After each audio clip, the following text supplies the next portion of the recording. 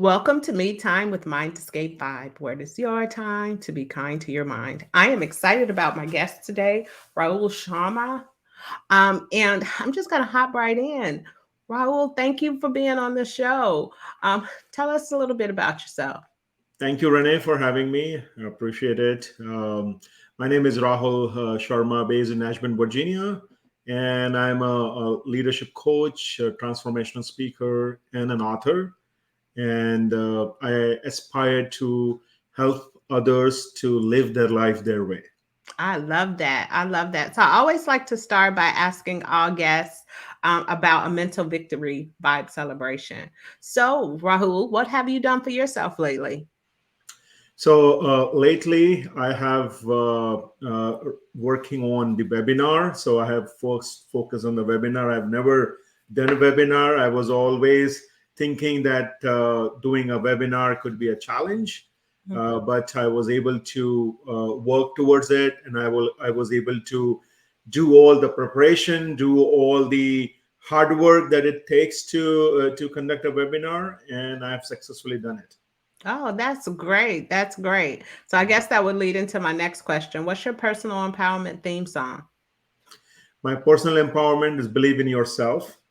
I am a positive believer. I focus on thinking positively, and I consciously make an effort to inject positivity through my mind. So that's a conscious effort that I take. I know in today's world there is a lot of negativity around us, Yeah. so it becomes challenging. But that's what I consciously work on, injecting positivity through positive mind talk. I love that. So I want to just hop right in. How can individuals cultivate a positive mindset and create more joy and fulfillment in their lives? Sure. So for that, I would say there are three things that I have worked on it, and I have seen that successfully. First and foremost is about practicing gratitude. Many a times we focus on things that we don't have, and very rarely we focus on things that God has given to us. So I would want all of us to be thankful for the people that we are with, the things that have happened to our life, as well as all the nuances, small nuances of life. So we should be thankful. Focus on writing down the journals or a gratitude journal if possible, but be thankful. That would be my first thing that I have worked on, and I would appreciate people doing it. Second, I would say is the act of kindness or helping others. For me, I get inspiration when I'm able to help others, and I don't get inspiration just by helping. To be honest, Renee, I get inspiration when I see the impact of that help on the other person. So that is another way for us to cultivate positivity in us. Be resourceful, be kind to others, be helpful, and by this I'm not saying that we have to focus on using our money. It's not about money, it's about act of kindness. Could be just holding a door when you are walking out from a shopping mall.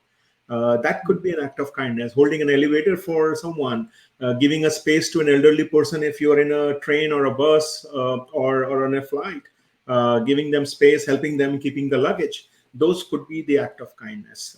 So that would be the second thing. And the third thing I would say is inculcate the habit of positive mind talk. That has worked wonders for me, Renee, and I'm seeing it working for my kids who are just 9 and 11. They are talking positively about themselves. They are talking positively of what they want to do next. They are not there, but I'm loving that they have started doing it. So injecting that positive mind talk, because we get a lot of negative thoughts around us. So it is important for us to think positively, give positive input to our own mind. So these are the three things I would say: practice gratitude, act of kindness, help others. And number three would be inculcate a positive mind talk. Do you would you agree that your kids, because they see you do that, is just kind of trickling down? They're like, wait, if it works for dad, then it'll work for me. Absolutely, absolutely. And I want to be honest here. There was one of the show where the individual asked me the question about inculcating habits in the kids, and my response, on the spot response, was kids are just a byproduct of the parents. So it's very easy, fairly easy, I would say, not easy, fairly easy for parents to inculcate right habits, and that easiness is just doing the right things. So if you as a parent are doing something which is not right, then you will not be able to tell your kids not to do it. So this is what I have heard from my wife, that it's very easy for me to inculcate habits on my son because he's replicating me. He is imitating me, the way I talk, the way I walk, everything. So that, as a parent, I agree that it is fairly easier for us to demonstrate those things in our day-to-day life. I like that a lot. I think it's very important, especially where I am. Kids are now back in school, so the pressure of school is more than just academics, of course, because at any level, friendship is something that they are seeking and they want. So to speak that positivity into themselves, I like to hear that. And I hope Absolutely. that the me timers listening, especially our parents, our moms and dads, they're like, yes, I'm doing that right. That music on the way to school or that conversation on the way to school. So thank you for injecting that. Yes, yes. And I think you just mentioned about the school. Just today, I published an article on LinkedIn, Renee's, about how to lead a successful college life. I was doing some statistics. There is like 41% of college students. There are Mhm. 16.9 million students started college in this year, 23. Out of those, only 40% will graduate in 4 years. There is such a high dropout, and number one reason for dropout is the definitely financial, but focusing on those relationship. So as you were talking about that, me time, it's important for us to focus on the right relationship, nurture, have those right people so that we can talk it out. Most of the times we just keep things to ourselves. We This don't is get the ability to talk it out. And I think if we get the right mentor, right individual, we should talk things out so that we release some stress and release the pressure. I agree. It's hard in adulthood, and it's a hard in any area of life really when you're really just Mhm. trying to find your way. So I'm definitely going to check out that article on LinkedIn, and I'll also include a link in the show notes because Awesome. I agree. This month, I talked to an educator that talked a lot about co-parenting and talked about the pressures and the stress that um, young adults experience when they go off to college or start at a new school or just start at a new school because they transition from grade school to middle school. So Mhm. it's a definitely something that I will definitely read and share with the audience. Sure. Thank you. Thank you. So, can you share an example of a mindset shift that has been had a profound impact on your life? Sure. So, this mindset of never giving up Mhm. was one thing which has made a very profound effect. And it's not one time and again. And I'm seeing that trait on my daughter. Whether it is smallest of the smallest thing, whether it is about the puzzle or about learning something new, till she get it, she does not give up. And a couple of years ago, when I started swimming back into my fitness regime, I encountered that I used to love swimming when I was growing up. In last 2 decades, my swimming was just with the kids, just playing on the pool, not really swimming for fitness. And I was very excited. And the moment I entered, I was excited. And the moment I took first lap, it was a 25-meter pool. I was tired. Mhm. I was dead tired, and I was a little disappointed with myself. I was only able to take 4 laps in 30 minutes, so I was used to take a break. And that's where I started doing some mind talk with myself, that what went wrong. And one thing that struck to me was I was thinking that I'm just as good as 20 years ago. Things have changed in the last 20 years. I did not did a self analysis that the physically I'm not as fit as I used to be, mentally, so there were many things that did not work for me. So I have to take a step back and think about what can I do differently. I had many choices. I had choices to just do what I was doing, but I was determined to focus on at least 30 to 40 minutes of swimming time. And this attitude of never give up really helped me. Next day I came in with a powerful thought process. I was able to do 6 laps, followed by 8 laps, and in a span of 3 weeks, Renee, I was able to do 40 laps without any stoppage. And that I could do it just because of that perseverance and persistence and that never giving up. I didn't want to give up. I just refused to give up. I think that that's a great segue into my next question because you've mentioned it a couple of times. What's mind talk? So mind talk is nothing but the talk about us to us, which we do 1,000 times in a day. Whether we know or we don't know, we do it. Um, and if we do a positive mind talk, we see a positive outcome. If there is a negative mind talk we do, we have a negative outcome. So our mind does not differentiate, Renee, between what is reality and what is real or what is imaginary. So even if you are imagining something positive, though it is not existing in real, we understand. So I'm talking more around that manifestation, that Yeah. that positivity. So even if we talk positively, our brain stays in a happy mode, less stressful, less anxiety, 4 to 6 hours more than normal. This is as per the research. So if we are anxiety, if we have feeling anxiety, we Mhm. should be thinking positively. We should be talking positively to us. That will allow us to take positive thoughts, positive action, and lead a happy and healthier life. So can you walk me through an example? So let's say that for myself, okay, um, I definitely want to be. I'm a high achiever. I want to get it right the first time. I don't like if I make a mistake. I immediately I'm like, why'd you do that? Do it again. So what are some things that I could do with mind talk, especially my internal dialogue, to help in those situations when I want to show up as a high achiever every time, and even doing so when I don't, if I just have one misstep, I Mhm. beat myself up mentally. Sure. So one of the common things I have noticed people who do this mind talk, or also known as self talk, is they use the word "I" in the conversation, whereas our scientists and researchers tell us to insert our name during that conversation.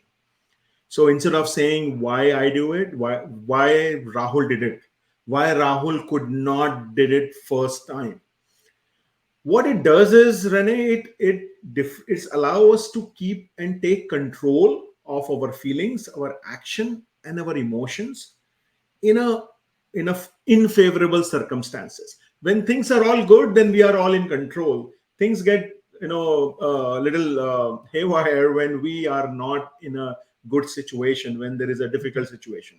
So my recommendation would be to use your name when you are having any mind talk dialogue instead of using the word I. The second thing I would say is, whenever you are dwelling between a decision where you have to go left, right, or maybe any decision, identify the pros and cons of each of these decisions in your mind. Okay. Also, have a very honest conversation with us. And many a times I will tell you, we don't do honest conversation all the time. So, We live in that fake world.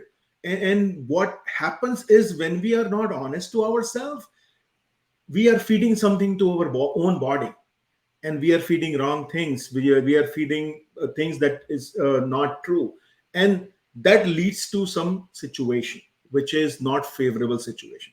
So when you are doing a mind talk, you need to have a very honest and open conversation with our own self.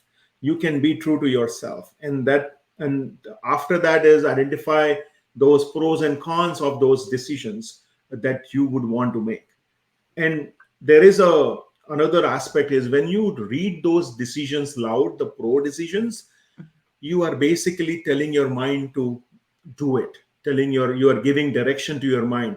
If you notice, whatever we do, the first thing it happens in our mind, then our mind give us direction to make it happen.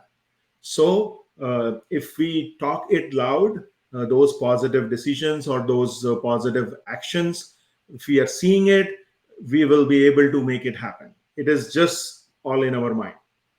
I really like the example that you gave, and I do feel like that works both professionally and personally. So in the workplace, when maybe it's a senior leader, maybe it's a colleague or someone on your team that you need to have that crucial conversation with. It's difficult to have that crucial conversation. It can be a challenge. What would you still recommend that same those same steps, or do you have different recommendations as it trickles into the workplace? So for the crucial conversation, my recommendation that I give to my leaders is preparation. And what I mean by preparation is you need to do a role play with your own self about the dialogue that you will be having. Think about the pros and cons, and very specifically when it is a sensitive dialogue.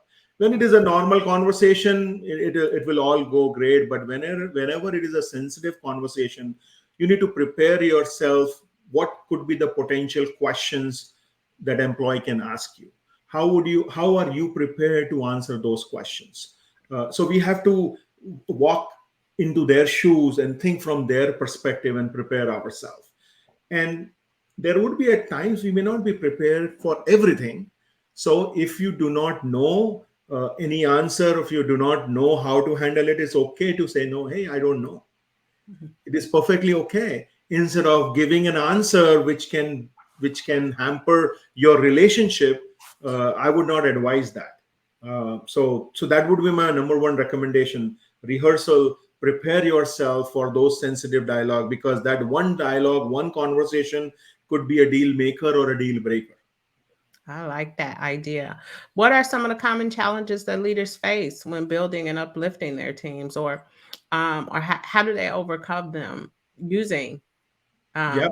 actually starting first saying their name, right, and Correct. practicing, but how Correct. can they use that to also uplift? So one of the common challenge I have seen. So I would. There are two aspects to this from a leadership perspective. Okay. One, leading a team that you have built yourself right from scratch, versus leading a team that you are inheriting. So when you are transitioning from one team to another team or one job to another job, Mhm. I would say, in my experience, it is fairly easy to lead a team that you build yourself. Yeah. Those people already have that faith, that trust in you. The challenge happens is when you are inheriting a team.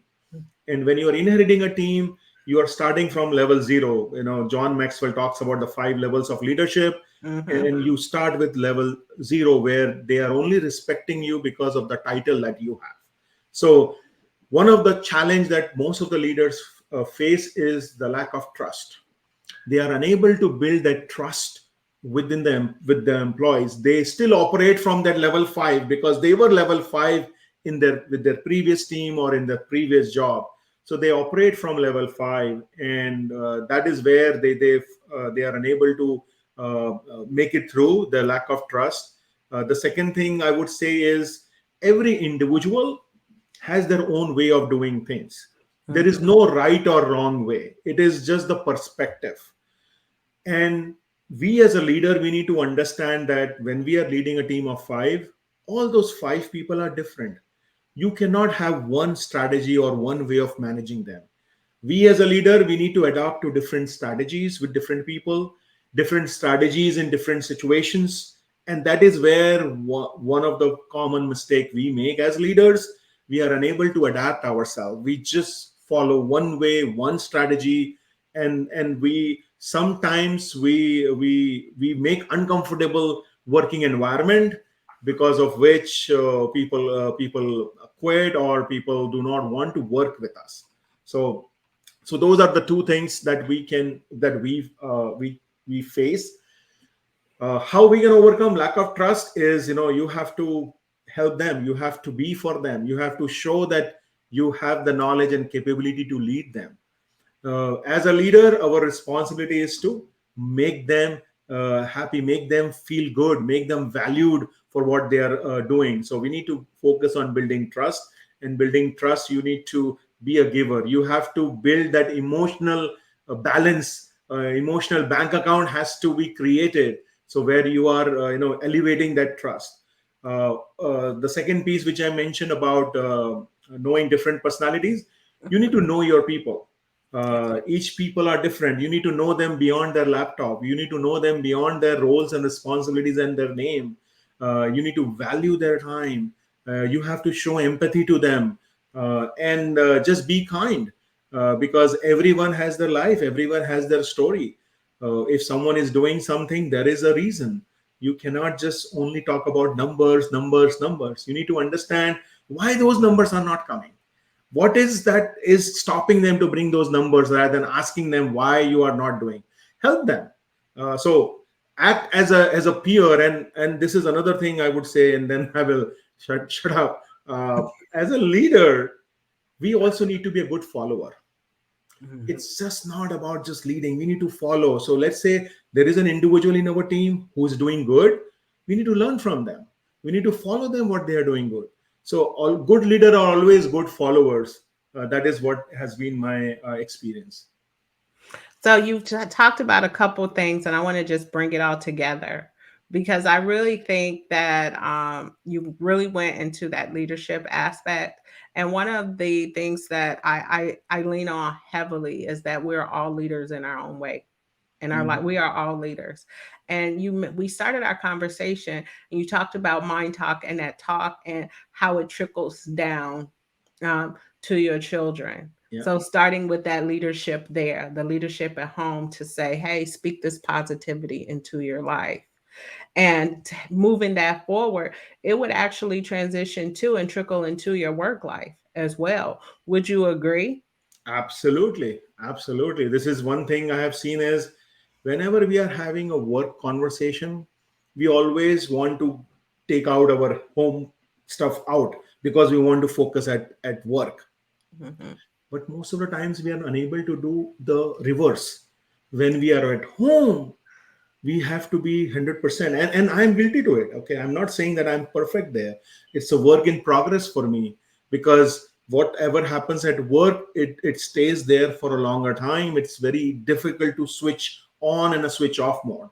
But I'm making a conscious effort to be present in the moment, with the family when I am spending time with them. Because I have seen, Renee, family does not need our money, does not need those fancy vacation or fancy food. Honestly, they need our undivided attention, specifically kids. If we are able to provide them the time, the quality of time, I think we as a parent will be very, very successful in nurturing our kids. Well, what I'm enjoying about this conversation is how mind talk is part of every aspect of our Mhm. being. It's Yes. not just something that you pick up and do when you walk into the workplace. Hmm. It's not something that you switch on when you're pulling the driveway or pulling the garage, turn the car off before you walk in the door. Yep. Mind talk is actually who we are. Absolutely. And I Absolutely. like that. I'm so curious about your strategies because these are very effective strategies that can work whether at home or at work. Can we talk about your book's Habits for Miracles? And are these strategies in that book?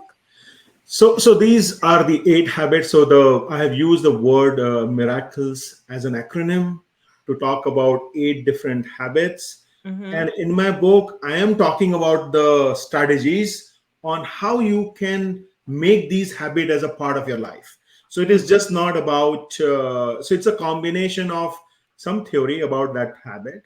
It is a combination of my personal stories, that how I got into that habit. And towards the end, I'm talking about some action items that the readers can take right in the moment.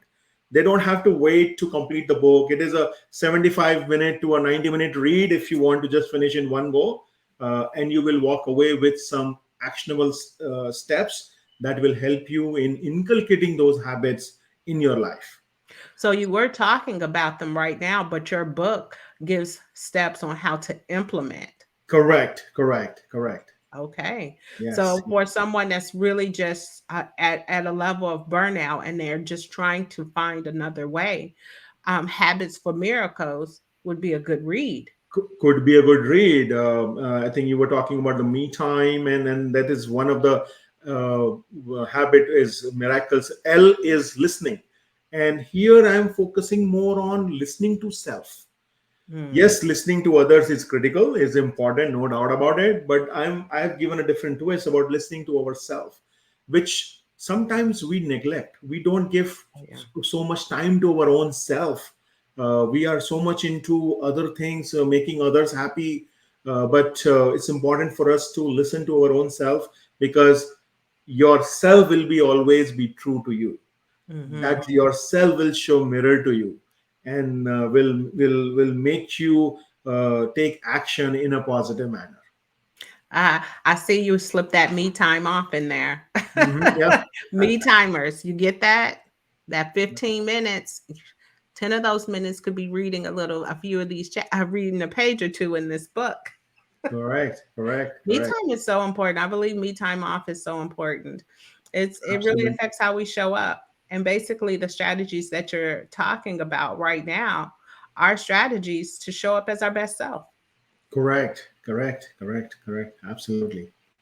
Mhm. I'm all for that.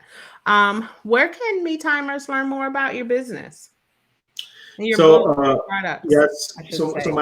my book is sold everywhere where books are sold, Renee, whether it's Amazon, Barnes and Nobles, or Apple. They can log into my book website, habitsformiracles.com, and then they can find a free workbook, which is an accountability workbook, because I do Ooh. believe that we all need to be accountable. And one of the reason why we are not able to take consistent action is because of lack of accountability. So Mhm. if they log into my website, they will be able to access this free workbook. Oh, I like that. One of the things I like to talk about is accountability advocates. So that workbook is serving as that accountability advocate to help through their process, through their own journey, because everyone's journey is different and it starts differently. Just like our stories may be similar, but our journeys are going to be different. Absolutely, And absolutely. I love that there is a workbook also to Hmm. help on the Yes. journey. Yep. Yep. Yes. So I have another question for you that I like to ask all guests. What advice would you give your younger self to help cultivate self trust? I would the not to focus on being as a perfectionist. Mm. I have lived majority of my life being a perfectionist, uh, being I've been a high time achiever, and what I have realized of lately, perfection. I don't think there is something called perfection, because perfection is more like a purple squirrel, because it is a perspective. Maybe what perfection is for you may not be for others. Others can still find faults in it. So I would give advice to my younger self is continue to focus on taking imperfect action, but Ooh, focus on taking action. ooh. I think that is so important to hear. Mhm. I really do. I that is so important to hear because the idea of being perfect and getting it absolutely right to meet our own internal expectations, thinking that it's external expectations that we're meeting, right? I Yep. like that. Yep. Yes. Yep. Yep.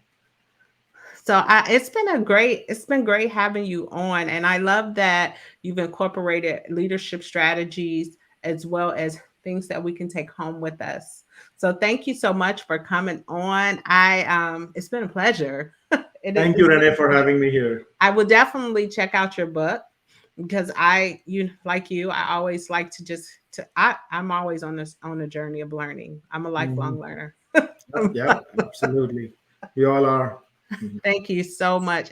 Well, me timers. You heard it here first with Me Time with Mind Escape Vibe, where it is your time to be kind to your mind.